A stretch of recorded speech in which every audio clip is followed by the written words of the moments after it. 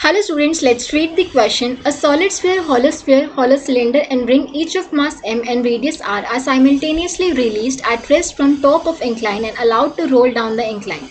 So question में हमें क्या दे रखा है कि चार ऑब्जेक्ट्स हमें दे रखे हैं, solid sphere, hollow cylinder, ring, सबका मास m है, रेडियस r है, ठीक है. रिलीज किया गया उसको हमने रेस्ट से from top of the incline. ये मान लेते हैं हमारा ये इंक्लाइन प्लेन है, ठीक है. सो कोई ऑब्जेक्ट हम अभी मान लेते हैं, हम इसको हम क्लासीफाई नहीं करते हैं क्योंकि अपने जनरल फॉर्मूला निकाल लेते हैं, लास्ट में हम पुट करेंगे वैल्यूज, ठीक है. तो हमने कोई ऑब्जेक्ट ले लिया, इसको हमने रेस्ट से रिलीज किया, तो यहाँ पे इसकी इनिशियल वेलोसिटी क्या थी, 0 थी, ठीक है.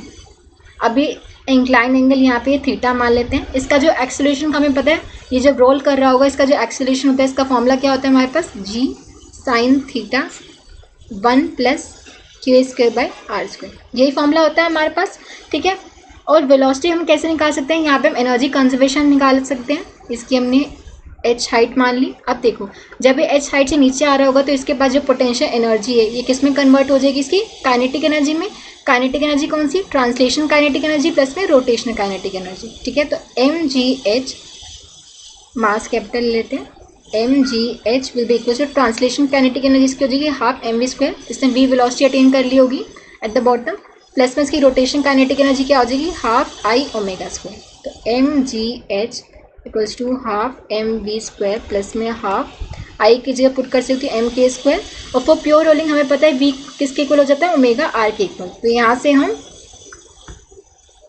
ω² की जगह क्या पुट कर सकते हैं, v²/r², ठीक है. तो ये हो जाएगा half mv² plus half mk² v²/r², ठीक है. mgh mm तो ये कैंसिल हो जाएगा, तो ये आएगा gh इक्वल्स टू v²/2, तो ये कॉमन आ रहा है, अंदर बचेगा 1 + k²/r², ठीक है. तो यहाँ से जो v² की वैल्यू है वो क्या आ जाएगी, 2gh डिवाइड बाई 1 + k²/r², और अगर हम स्क्वायर हटाएंगे तो ये अंडर रूट आ जाएगा इसके ऊपर, ठीक है. तो v की वेलोसिटी ये आ गया, एट द बॉटम हमारी वेलोसिटी ये होगी, ठीक है. और टाइम कितना लेगा, अब टाइम निकालने के लिए हम ये लगा सकते हैं v = u + at, first equation of motion. u तो हमारा क्या होगा 0 प्लस में at, तो एक्सेलरेशन की वैल्यू क्या आ जाएगी, v/t के इक्वल, ठीक है. v की वैल्यू हमने निकाली है, सॉरी t की वैल्यू हमने निकाली है कि टाइम कितना लगेगा उसे, तो v/a हो जाएगा, ठीक है. v की वैल्यू हमने निकाली है 2gh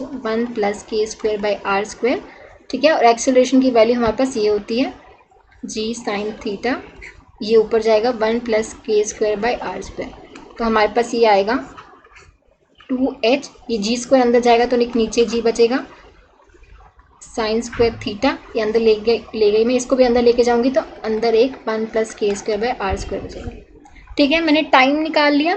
अब देखो यहाँ पे हम देख सकते हैं कि h, g, थीटा, r ये सब के लिए कॉन्स्टेंट है, जिसके लिए k²/r², k की वैल्यू ज़्यादा होगी हम बोल सकते हैं, उसके लिए हमारा टाइम भी मैक्सिमम होगा. अब k²/r² इसकी जो वैल्यूज़ होती हैं ये हम देख लेते हैं सबके लिए अलग अलग क्या होती हैं. अगर मैं सॉलिड स्फीयर के केस में बात करूँ, सॉलिड स्फीयर के केस में जो हमारी k²/r² की वैल्यू होती है 2/5 होती है, हॉलो स्फीयर के केस में 2/3 होती है, रिंग के केस में ये होती है 1, और जो हमारा हॉलो सिलेंडर है उसके केस में भी ये 1 ही होती है, ठीक है. सॉरी हॉलो स्फीयर के केस में भी ये 1 ही होती है, ठीक है. हॉलो सिलेंडर, ठीक है. हॉलो स्फीयर के केस में 2/3, रिंग के केस में 1, हॉलो सिलेंडर के केस में 1 होती है.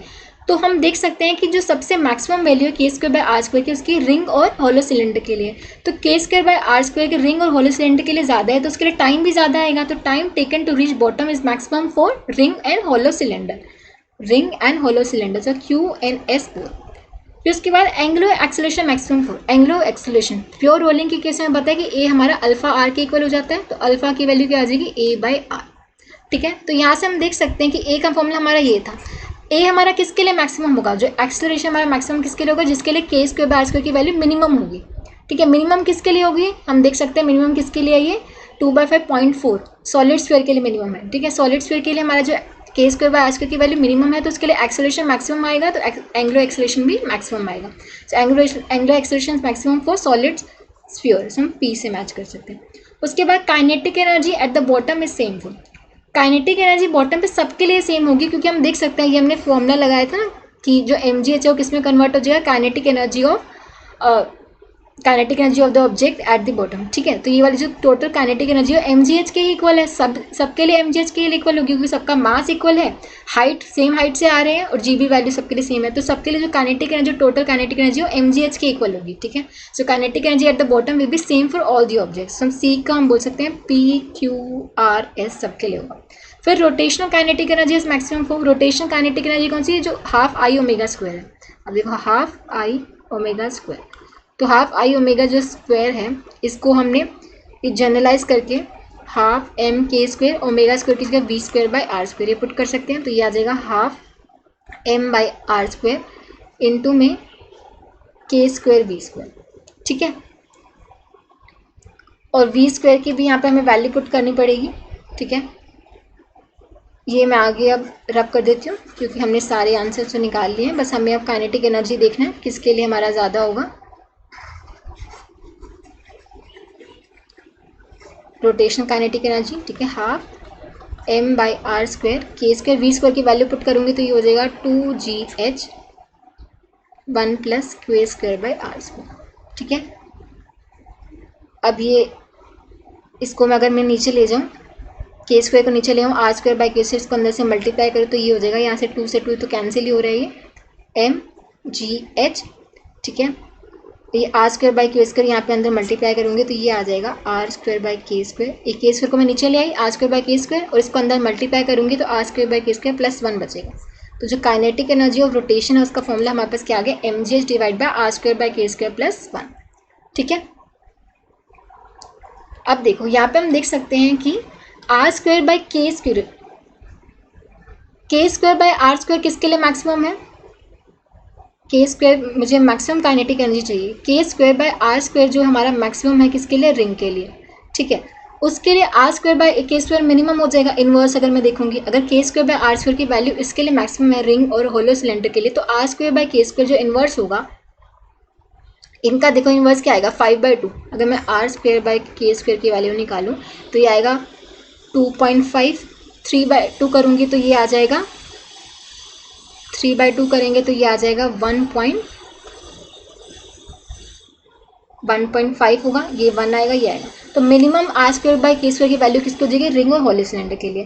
तो अगर इसके लिए मिनिमम है तो इसके लिए काइनेटिक एनर्जी क्या होगी, मैक्सिमम होगी रोटेशन काइनेटिक एनर्जी। जिनके लिए R square by K square minimum होगा वो होगा रिंग और होलो सिलेंडर, तो उनके लिए रोटेशन काइनेटिक एनर्जी क्या हो जाएगी, मैक्सिमम। तो किससे मैच कर रहा है, QN R और S से, सॉरी QNS से, hollow cylinder and ring, QNS, ठीक है। इनके लिए R square by K square की वैल्यू मिनिमम है इसलिए रोटेशन काइनेटिक एनर्जी मैक्सिमम आएगी, ठीक है। सो हम बोल सकते हैं किससे मैच कर रहा है, QS P PQRS and QS। Option 1 will be the correct answer. I hope आप सबको समझ आया होगा। Thank you so much.